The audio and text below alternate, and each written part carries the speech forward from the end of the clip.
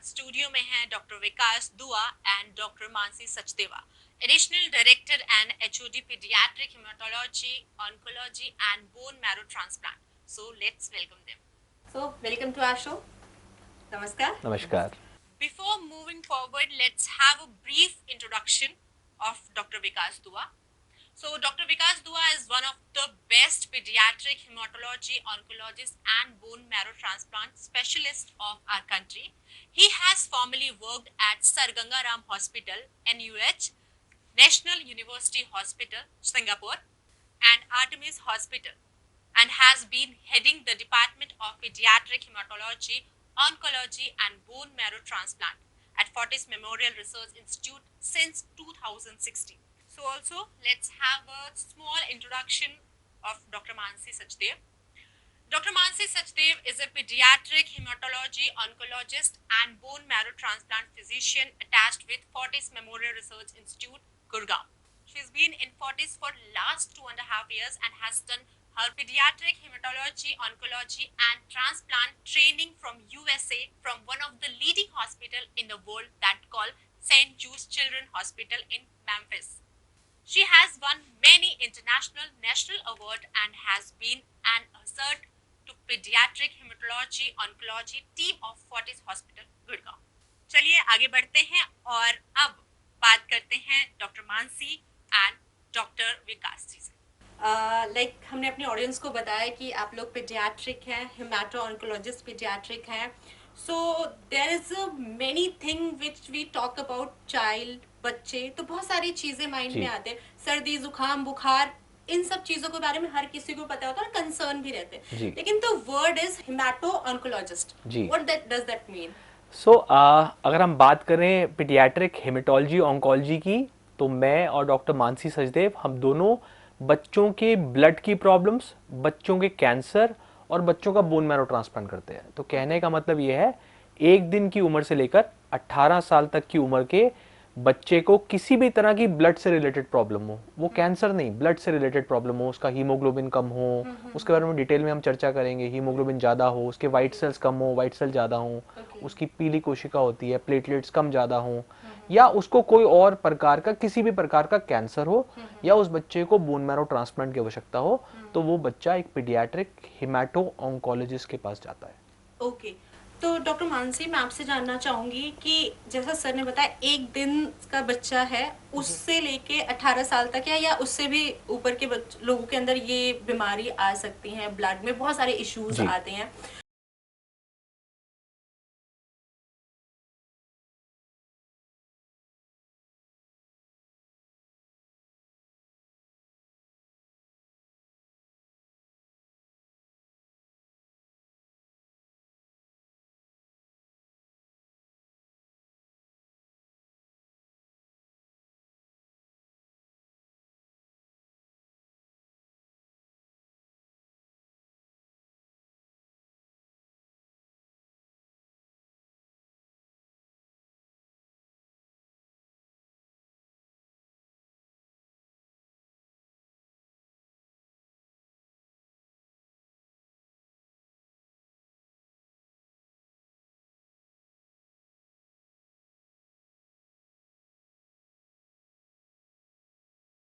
तो बच्चों में एक थैलेसीमिया नाम की बीमारी होती है जो जेनेटिक है.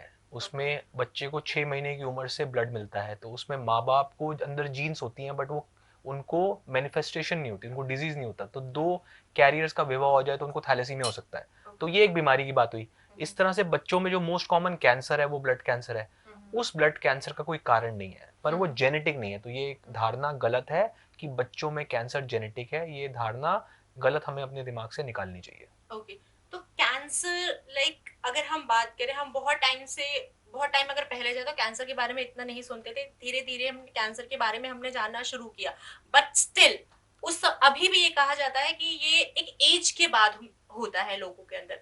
बट देयर आर चांसेस, कितने परसेंट चांसेस है एक छोटे बच्चे के अंदर ये कैंसर आ सके? अगर हम बात करें, जैसे हमारी उम्र बढ़ती है वैसे कैंसर बढ़ता है. हमने अपने घरों में, अपने समाज में, अपने अड़ोस पड़ोस में लोगों का सुना होगा कि किसी को कैंसर हुआ, किसी को ब्रेस्ट कैंसर हो गया, किसी को लंग कैंसर हो गया, किसी को ब्रेन ट्यूमर हो गया. बट 3 से 5% बच्चों में भी कैंसर हो सकता है। इसका मतलब ये है, एक कैंसर अस्पताल में अगर 100 लोग इलाज करने पहुंचते हैं तो उनमें से सिर्फ 3 से 5% लोग बच्चे हो सकते हैं, मतलब 18 साल से नीचे हो सकते हैं। तो कहने का तात्पर्य ये है कि बच्चों में कैंसर रेयर है बट नोन है, बच्चों को कैंसर हो सकता है। इज इट पॉसिबल कि न्यूबॉर्न बेबी को भी हो सके कैंसर? जी हाँ, बहुत रेयर है। अगर आप मेरे और डॉक्टर मानसी के तजुर्बे की बात करें तो हमें 2 साल में या 3 साल में एक बच्चा मिलता है जो उसको कंजेनाइटल ल्यूकीमिया होता है, मतलब जन्म पे उसको कैंसर होता है। But it is not a common thing. But आपका सवाल का स्पष्ट जवाब ये है, हाँ हो सकता है, but it is very very rare. Okay doctor Mansi, आपसे जानना चाहूंगी कि जब हम कैंसर की बात करते हैं, हम न्यूबॉर्न के कैंसर की स्पेशली हम बात करते हैं, जी ब्लड में तो बहुत सारे इश्यूज होते हैं जैसे आपने स्टार्टिंग में कहा, जी लेकिन कैंसर का डेवलपमेंट बात करें तो कैसे होता है और कितनी इजीली ये डायग्नोस हो सकता है अर्ली एजेस में?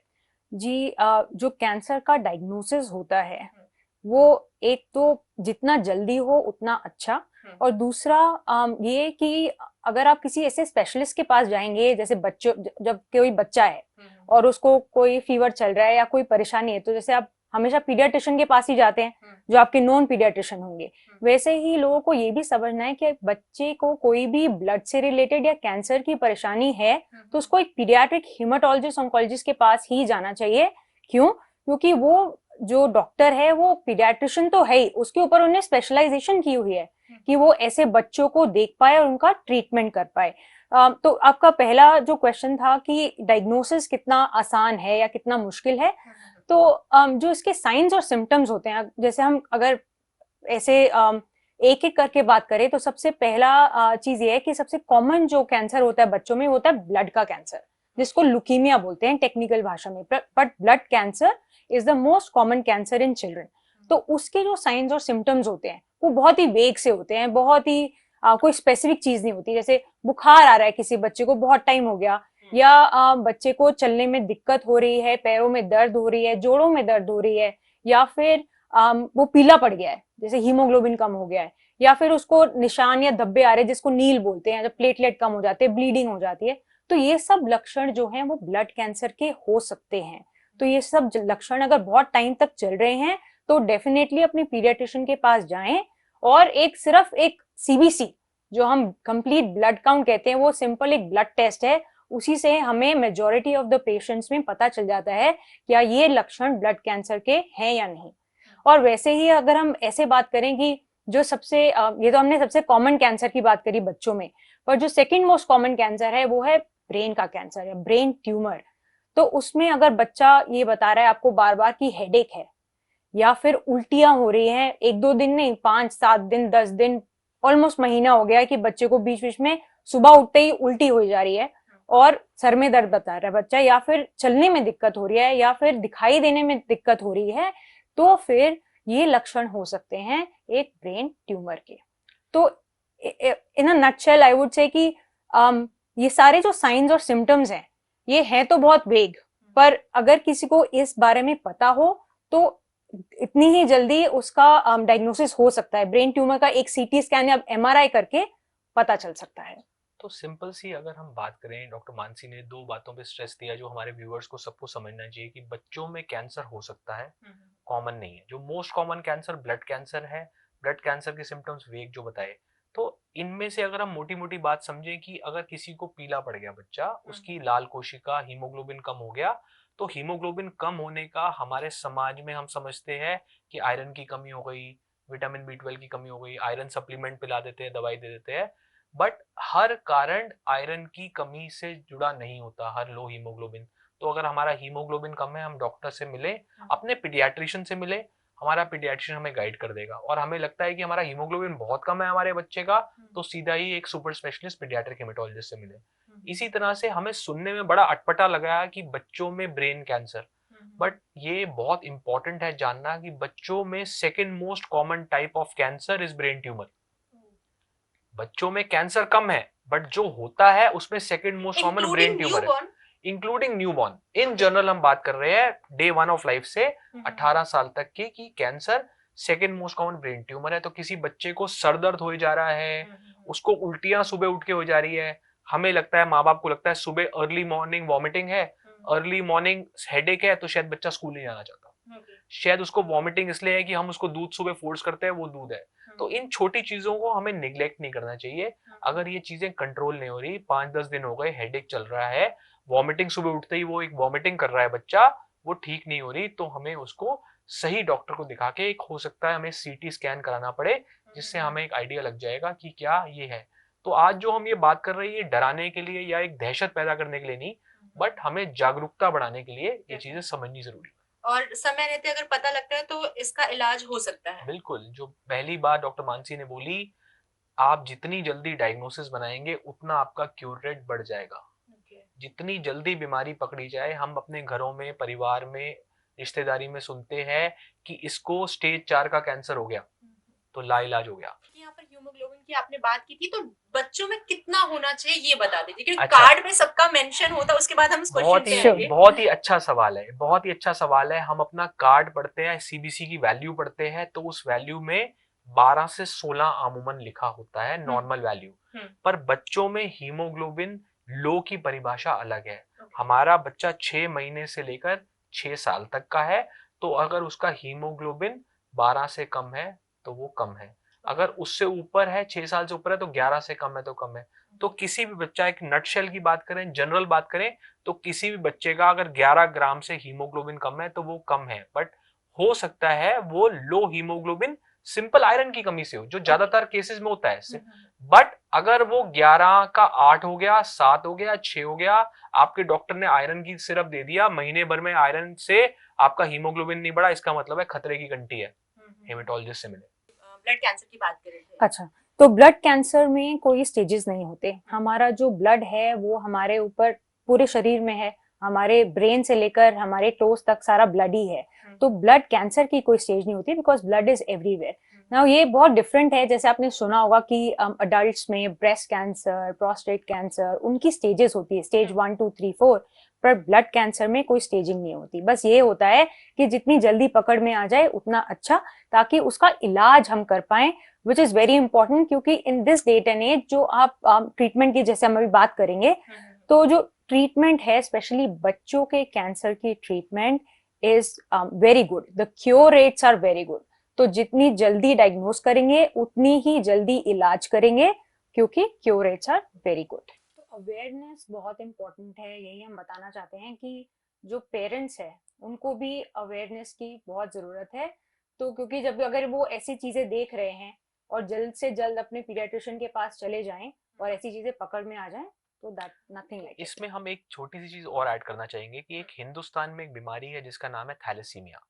थैलेसीमिया एक ऐसी बीमारी है जिसमें एक बच्चे को 6 महीने से 1 साल की उम्र के बीच में ब्लड चढ़ता है, और हर महीने ब्लड चढ़ता है। यानी का मतलब हो गया, वो बच्चा पैदा बाद में हुआ और उसको ब्लड चढ़ना शुरू हो गया साथ साथ, और सारी जिंदगी ब्लड चढ़ाया, या तो वो सारी जिंदगी ब्लड चढ़ाए या परमानेंट इलाज कराए, बोन मैरो ट्रांसप्लांट। अब इस तरह के बच्चे को अगर हम कहें जन्म ही ना होए, prevention is always better than the cure, हम सब जानते हैं। और थैलेसीमिया एक जेनेटिक प्रॉब्लम है, 2 पेरेंट्स कैरियर्स हैं, माता और पिता के अंदर, दोनों के अंदर थैलेसीमिया की जीन्स है, बट दोनों नॉर्मल है, उनको पता नहीं है। तो 2 थैलेसीमिया कैरियर्स का विवाह होने से 25% संभावना होती है कि उनके बच्चे को थैलेसीमिया मेजर हो जाएगा।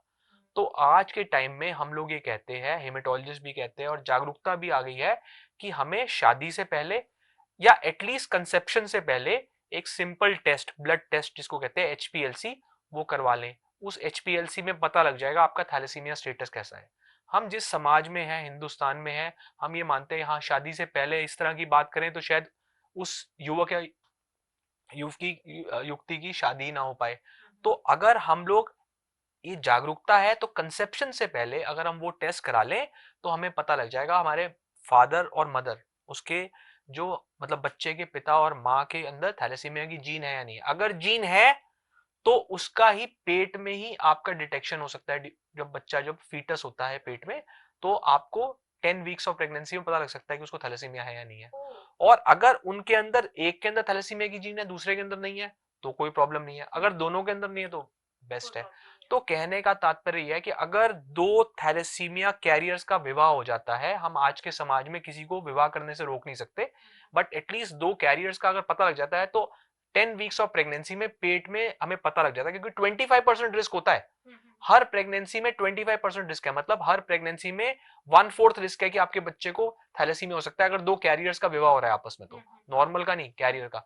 तो अगर वो थैलेसीमिया मेजर उस बच्चे को लग रहा है, तो आप और गवर्नमेंट और लॉ कहता है आप उसको अबॉर्ट कर सकते हैं। तो ऐसा नहीं है कि आपका अगर एक बेबी हो गया और उसको थैलेसीमिया है तो सेकंड बेबी होगा तो उसको थैलेसीमिया नहीं होगा, ऐसा नहीं है। तो ये एक और धारणा है जो गलत है, जो लोगों को नहीं पता है कि ये हर जो ये रिस्क है ये हर प्रेगनेंसी में है। तो अगर आपका एक बेबी है, सेकंड बेबी 10 वीक्स का अगर आपका फीटस है तो डेफिनेटली उसका भी चेक करवाएं, ताकि आपको पहले से ही पता रहे। Okay, I am asking the thing कि जैसे Right. एक पेरेंट है जी। उन्होंने कंसीव किया हुआ है और उन बच्चों उनको थैलेसीमिया बेबी को है, फीटस को ठीक है, है। ठीक है, उन्होंने पहले पता लग गया तो उसको अबॉर्ट करा दिया। ठीक है। नेक्स्ट टाइम सेम पेरेंट अगर कंसीव करते हैं तो हम्म। उसमें चेक कराने पे ऐसा हो सकता है कि उनको ना हो, जी। चांसेस। यही Yes. डॉक्टर मानसी कह रही है कि हर प्रेगनेंसी में 25% रिस्क है ओके, आपका। आप दोनों थैलेसीमिया कैरियर हैं, तो अगर आपको पता नहीं है तो जरूरी नहीं है कि आपकी पहली प्रेगनेंसी में आपके बच्चे को थैलेसीमिया हो जाएगा, हो सकता है नॉर्मल हो जाए। आप 25% रिस्क पे हैं हर प्रेगनेंसी में। पहले वाले बच्चे को थैलेसीमिया अगर निकल आया, आपने उसको अबॉर्ट करा दिया, तो अगली प्रेगनेंसी में भी आप 25% रिस्क पे है, उसको भी चेक कराना चाहिए। तो हो सकता है या ना है, 1/4 रिस्क है और 3/4 रिस्क नहीं है। नहीं। मतलब ऐसा नहीं है कि पेरेंट निराश हो कि मेरा फर्स्ट जी बेबी को नहीं। हुआ तो नेक्स्ट टाइम मुझे सारी बेबीज नहीं, को होंगे। नहीं, नहीं। है ना? बिल्कुल नहीं, बिल्कुल Oh, नहीं। this तो is a great दो thing. थैलेसीमिया कैरियर्स का विवाह हो सकता है, उनके नॉर्मल बच्चे हो सकते हैं। तो मतलब कहने का ये है कि अगर सपोज एक बेबी है और अगर हमें ये बताना है कि ये क्या ये बच्चा थैलेसीमिया हो सकता है कि नहीं, तो 25% चांस है कि ये बच्चा थैलेसीमिया मेजर हो सकता है। 50% चांस है कि बच्चा थैलेसीमिया ट्रेट होगा। ट्रेट का मतलब है जो मम्मी पापा हैं, जो बच्चे के माँ बाप हैं, उनमें ये जीन है। So they are both thalassemia carriers. Thalassemia carrier, thalassemia trait, ये सब एक ही बात है। तो जो माँ बाप को है थैलेसीमिया ट्रेट, जो नॉर्मल जिंदगी जीते हैं, बिल्कुल भी कोई भी उनको परेशानी नहीं होती, उनका हीमोग्लोबिन नॉर्मल ही रहता है ऑलमोस्ट, तो वो थैलेसीमिया ट्रेट होते हैं, जो जेनेटिकली वो उस अपने बच्चे को ट्रांसमिट कर सकते हैं। तो ऐसे ही 50% चांस होता है कि बच्चे को थैलेसीमिया ट्रेट या थैलेसीमिया कैरियर हो, और 25% चांस हो सकता है कि बच्चा बिल्कुल ठीक हो। तो बेबी जब बॉर्न सो होता है, कहने का मतलब है ट्रेट भी बीमारी नहीं है। नहीं है। 25% रिस्क है कि उसको ब्लड ट्रांसफ्यूजन मिलेगा, 50% चांस है कि वो माँ बाप की तरह जीन लेके चलेंगे, और उनको अपने विवाह के टाइम में देखना पड़ेगा उनके स्पाउस में जीन तो नहीं है, और 25% चांस है कि वो नॉर्मली पैदा होगा। तो हमारे दर्शकों के समझने के लिए सिर्फ इतना इंपॉर्टेंट है कि 25% रिस्क है। अच्छा, अगर बेबी बॉर्न हो जाता है, थैलेसीमिक बेबी बॉर्न होता है, तो उसमें जो ब्लड लाइफ टाइम उसको जो चढ़ता है, तो ये जिंदगी भर का ही रहता है, इसे हम क्योर नहीं कर सकते हैं इजीली, या ब्लड ही चेंजिंग उसका सॉल्यूशन है? किसी को अगर थैलेसीमिया मेजर है तो उनको definitely every 3 to 4 weeks blood चढ़ाने की जरूरत पड़ती है। This is not a cure, this is just we are just giving correct every month you have the solution, you just keep giving blood. Now there is also what I want to emphasize is जब आप blood बार बार चढ़ाते हैं तो उसके भी काफी दुष्प्रभाव होते हैं। हर bag of blood has iron. तो जो आप इतना आयरन देते हैं तो अपना जो ये आयरन होता है ये डिफरेंट ऑर्गन्स में एक्यूमुलेट होता है, जैसे कि हार्ट, लिवर, गोनैड्स। सो ये सारे साइड इफेक्ट कर सकते हैं, ग्रोथ में प्रॉब्लम्स आ सकती हैं, हेपेटाइटिस हो सकता है, बहुत सारी चीजें हैं जो ब्लड ट्रांसफ्यूजन कर सकता है। But again now you are talking about definite cure for thalassaemia. अभी इस टाइम पे एक ही क्योर है थैलेसीमिया का, वो है bone marrow transplant. Bone marrow transplant की बात करते हैं, सबसे पहले जानना चाहूंगी क्या है? तो जो हमने शुरुआत में बात करी कि हम लोग पीडियाट्रिक हेमेटोलॉजी, पीडियाट्रिक ऑन्कोलॉजी और पीडियाट्रिक बोन मैरो ट्रांसप्लांट करते हैं, तो हम 3 तरह की चीजें देखते हैं। हमारी स्पेशलिटी में 3 तरह की चीजें हैं। एक, बच्चों के ब्लड डिसऑर्डर्स जिनको सिंपल दवाइयों से ठीक करा जा सकता है, बच्चों के कैंसर जिसमें कीमोथेरेपी से ठीक करा जा सकता है, और तीसरी जो है बोन मैरो ट्रांसप्लांट। तो बोन मैरो ट्रांसप्लांट का करेक्ट जो मैं बोलूंगा टर्मिनोलॉजी है वो है स्टेम सेल ट्रांसप्लांट। अब इसको समझाने के लिए बताया जाए तो हमारी हड्डियों के अंदर गूदा होता है, हमारी हड्डियों के अंदर गूदा होता है। तो हमारे में से हम लोग सब जैन समाज से हैं, तो जैन समाज वाले लोग नॉनवेज नहीं खाते, हम खुद शाकाहारी हैं, बट जो लोग मांसाहारी लोग हैं अगर उनके बारे में बात करें तो वो हड्डियों को सक करते हैं कई बार। तो वो हड्डियों के अंदर बोन मैरो होता है, वहां से बोन मैरो से लाल कोशिका, सफेद कोशिका, पीली कोशिका, रेड सेल्स, व्हाइट सेल्स और प्लेटलेट बनते हैं। सो किसी के रेड सेल में डिफेक्ट है, किसी के व्हाइट सेल में डिफेक्ट है और किसी के प्लेटलेट में डिफेक्ट है। तो अगर आप कभी भी अपनी सीबीसी, कंप्लीट ब्लड काउंट या कंप्लीट हीमोग्राम की रिपोर्ट देखें, हम सब लोग कराते हैं, हमारे डॉक्टर ने एडवाइस करा एक सीबीसी करा लो उसमें हीमोग्लोबिन देखने के लिए। तो उसमें 3 मेन कंपोनेंट होता है, हीमोग्लोबिन, डब्ल्यूबीसी कहते हैं व्हाइट ब्लड सेल्स, या टीएलसी लिखा होता है टोटल ल्यूकोसाइट काउंट, या प्लेटलेट। तो लाल कोशिका, सफेद कोशिका, पीली कोशिका, red cells, white cells, platelet, ये सब हड्डियों के अंदर गूदे से, बोन मैरो से बनते हैं। तो किसी को इन तीनों में से किसी भी चीज का डिफेक्ट है तो उसको चेंज करना, तो सिंपल सा बात बोले, एक आसान शब्द में बोले, आपकी गाड़ी का इंजन है बोन मैरो, जहां से red cells, white cells, platelet बन रहे हैं। वो गाड़ी का इंजन खराब हो गया, चाहे उसके रेड सेल्स वाला पार्ट खराब हो गया, या व्हाइट सेल्स वाला खराब हो गया, या प्लेटलेट वाला खराब हो गया, या पूरा इंजन खराब हो गया। एक बीमारी ऐसी भी होती है जिसको कहते हैं एप्लास्टिक एनीमिया, जिसमें रेड सेल्स, व्हाइट सेल्स और प्लेटलेट तीनों ही नहीं बनते। ये खराब हो गए तो आपको गाड़ी का इंजन को रिप्लेस करना पड़ेगा। तो एक हेल्दी आदमी के इंजन से रिप्लेस करा जाता है। तो कोई चीरा फाड़ी नहीं होती, उसके बारे में हम डिटेल में चर्चा कर सकते हैं। उसके बारे में हमारे को एक डोनर से ब्लड में से स्टेम सेल निकालने होते हैं और वो इंजेक्ट करे जाते हैं पेशेंट के अंदर, जिसमें डोनर को कोई रिस्क नहीं होता, और वो स्टेम सेल्स उस डिफेक्टिव बोन मैरो को ठीक कर देता है। तो अगर हम थैलेसीमिया के बारे में दोबारा आए, तो थैलेसीमिया में हमारे लाल कोशिका का डिफेक्ट है, हमारे रेड सेल्स डिफेक्टिव है, इसलिए हमें हर 3 से 4 हफ्ते में हमारे बच्चे को ब्लड चढ़ रहा है।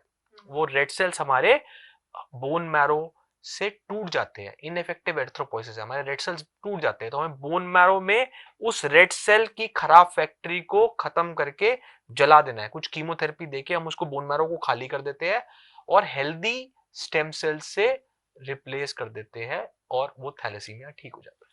ओके, तो डोनर की बात कर रहे हैं, तो डोनर कौन होता है? जी, पेरेंट्स होते हैं, रिलेटिव्स होते हैं? सो आइडियली बात करें तो सबसे अच्छा डोनर या सबसे बेस्ट डोनर जो हम बोलते हैं वो हमारे भाई या बहन होते हैं, जो हमारे फुल मैच डोनर्स होते हैं। उसके लिए हमें सबसे अच्छा जो डोनर होता है वो भाई या बहन का होता है। इसके लिए एक बहुत ही सिंपल सा टेस्ट होता है जिसको HLA टाइपिंग बोलते हैं, जो हम पेशेंट का कराते हैं और साथ में अगर भाई बहन है तो उनका कराते हैं। बट इम्पॉर्टेंट बात ये है जानने की कि सिर्फ 25% ऐसे भाग्यशाली पेशेंट्स होते हैं जिनका भाई बहन का जो पेयर होता है वो बिल्कुल ही आपस में मेल खाता हो, जो फुल मैच हो। तो 75% बच्चे ऐसे भी होते हैं जिनके भाई बहन तो है पर वो आपस में मैच नहीं है। So the very first thing is कि सबसे जो हमारा बेस्ट मैच है वो भाई या बहन है।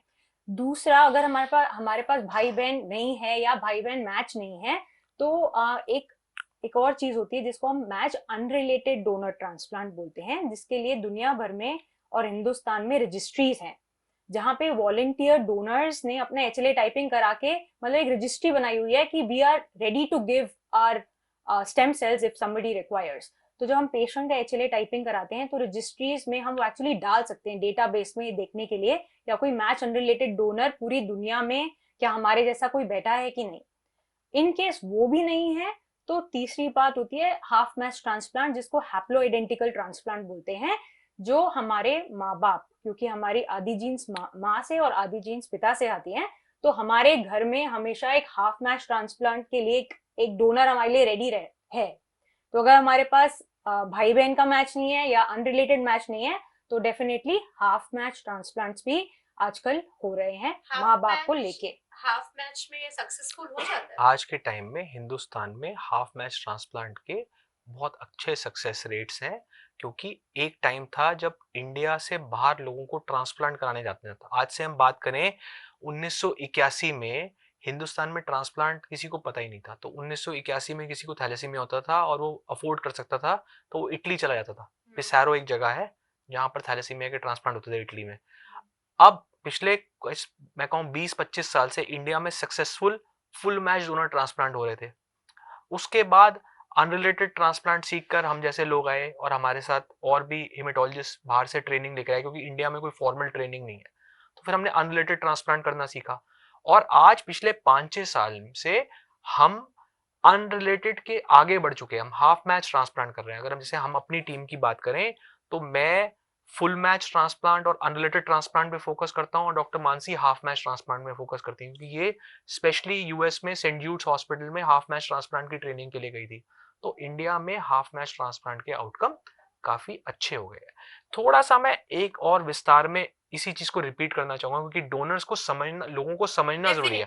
तो मैं एक छोटा एग्जाम्पल देता हूं मैं, कि जैसे लेट से मैं थैलेसीमिया ग्रस्त हूँ, एक छोटा एग्जाम्पल है, मैं थैलेसीमिया ग्रस्त हूँ और आप मेरी सिस्टर हैं और ये हमारी डॉक्टर है। सो इनको मेरा ट्रांसप्लांट करना है, तो ये मेरा और आपका एक टेस्ट कराएंगे HLA टाइपिंग, जो इन्होंने बोला कि 25% संभावना है मैचिंग होने की। तो 100 लोगों को ट्रांसप्लांट की आवश्यकता है, तो 100 के भाई बहन भी है, बट 100 में से 25% ही लकी है कि उनके भाई बहन का मैच निकला है। मतलब आपका और मेरा अगर हम ब्रदर सिस्टर हैं तो हमारा मैच होने की 25% संभावना है। तो अगर आपका और मेरा मैच निकलाया तो इन्होंने मैच सिबलिंग डोनर ट्रांसप्लांट कर दिया, इन्होंने आपके स्टेम सेल्स मेरे अंदर डाल दिए और ट्रांसप्लांट कर दिया। अगर हम भाई बहन होने के बावजूद हम 75% में, अगर हमारा जेनेटिक मेकअप नहीं मिलता, HLA टाइपिंग नहीं मिलती, तो इन्होंने हमारी रिपोर्ट एक सर्च में डाल दी, जो इंटरनेशनल नेशनल रजिस्ट्रीज है। जैसे इंडिया में सबसे बड़ी रजिस्ट्री चेन्नई में है, जिसको कहते हैं दात्री। दात्री में 4 लाख डोनर रजिस्टर्ड है। अब आप बोलिए कि 130 करोड़ की आबादी के लिए 4 लाख डोनर है, अब मैच मिलेगा नहीं मिलेगा, बहुत बड़ा क्वेश्चन मार्क। फिर अगर वहां से नहीं है तो हम वर्ल्ड वाइड रजिस्ट्री में डाल सकते हैं। मतलब एक ट्रांसप्लांट फिजिशियन सबसे पहले नेशनल डाटाबेस में डालेगा, फिर नहीं तो इंटरनेशनल डाटाबेस में सर्च करेगा। सो इंटरनेशनल डाटाबेस में सबसे बड़ी रजिस्ट्री पहले यूएस में होती थी, जिसको कहते हैं NMDP, national marrow donor programme, but अब उससे बड़ी रजिस्ट्री जर्मनी में बन गई है, DKMS। तो हम वहां से डोनर सर्च कर सकते हैं, पर ये कोई गारंटी नहीं है हमें डोनर मिलेगा। और अगर ऐसा नहीं है तो हम फादर या मदर को, क्योंकि 50% जीन्स फादर से आई और 50% जीन्स मदर से आई, हम फादर या मदर को डोनर लेके ट्रांसप्लांट कर सकते हैं with good outcomes. Okay, thank you so much. बहुत सारी डिस्कशन हुई यहाँ पे, बहुत सारी चीजें जानने को मिली एंड आई एम श्योर बहुत सारी चीजें रह भी जाती हैं, तो शायद अगर हमारी नेक्स्ट टाइम हमारी बात होती है तो हम उन पे भी बात करेंगे। Thank you so much for being here. Thank you very much. Thank you.